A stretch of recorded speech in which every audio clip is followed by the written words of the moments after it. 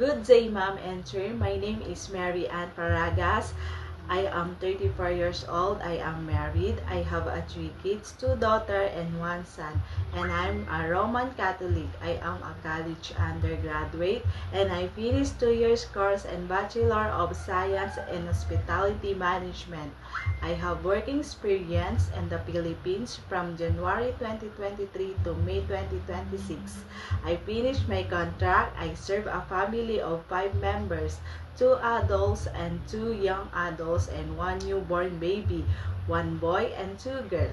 My main duties were taking care of the newborn babies, general cleaning, cooking, marketing, and ironing. My first priority was the babies because both of my employers were working. I washed my hands and I sterilized the baby bottle. Then I prepared the correct amount of water and milk formula according to the instruction. I shake the bottle well, check the temperature and then feed the baby. I will check if the baby's diaper needs changing.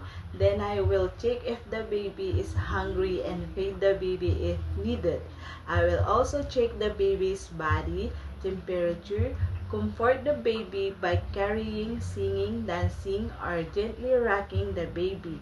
If the baby is still crying, I will immediately inform or call my employer. I want to work in Hong Kong because it offers higher salary and I want to support my family and save for my future. I want to work for 2 years or more. It depends on my employer and I hope to stay longer if they are satisfied with my work. Not yet, but I am a good cook of Filipino dishes such as adobo, sinigang, pancit, and chop suey, etc. I am willing to learn Chinese cooking. I am willing to learn watching YouTube, reading recipe books, and following my employer instruction.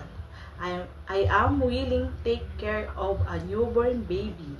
I am willing to take care of the elderly. I am willing to share a room with the children or other family members.